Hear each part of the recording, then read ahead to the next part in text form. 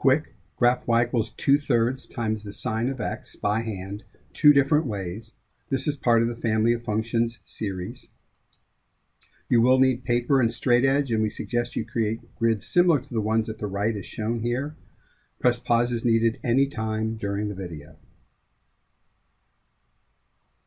The first way is with the sine dance.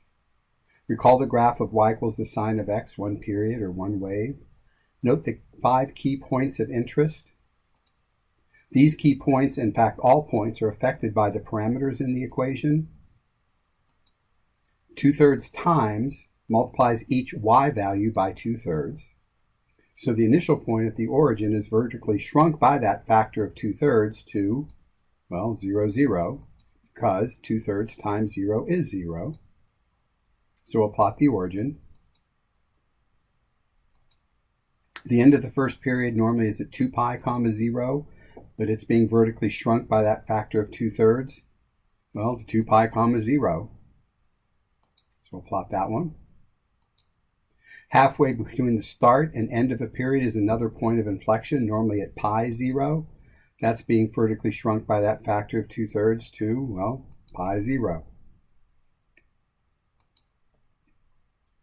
Halfway between the first 2 points of inflection is a max at pi over 2 comma 1. It's vertically shrunk by a factor of 2/3 to pi over 2 comma 2/3. So it doesn't go up quite as high.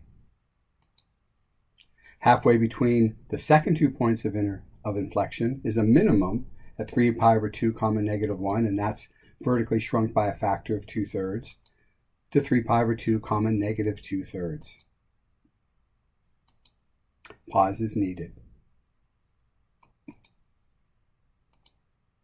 Connect the points as a sine wave, concave down and then concave up. We need to duplicate the wave in the negative direction, so we'll go back 2 pi from each of the key points and plot those, and then connect them as another sine wave, concave down and concave up. Comparing that to the parent function in blue, we can see that 2/3 times the blue y value is going to equal the green y value every single place. Pause is needed.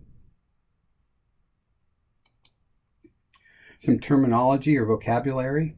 The amplitude of a wave is defined to be the maximum value minus the minimum value, all divided by 2.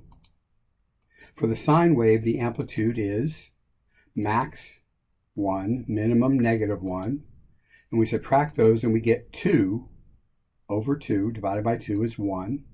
So the amplitude is 1, and we can see this geometrically, the distance from the max point to the line containing the points of inflection. It's also the distance from a minimum point to the line containing the points of inflection.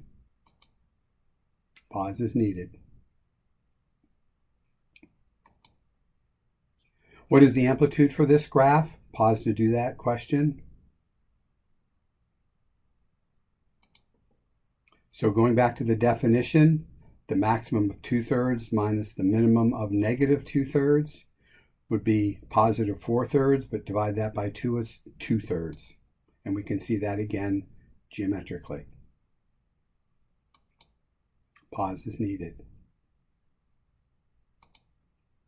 The second way is with a table. So we'll plot the unit circle values, the axes values. So complete the table. Those are the values you should get. We'll create a second table that's green. We're going to multiply each of the y coordinates by 2/3 because that's the only parameter we have. So the y values will stay the x values will stay the same. So 0 times 2/3 is 0, so the origin is plotted. 1 times 2/3 is 2/3, pi over 2 comma 2/3. 0 times 2/3, of course, is 0, pi 0. -1 times 2/3, -2/3, 3 pi over 2, -2/3, and then 2 pi 0. Connect as a sine wave, frown, then smile.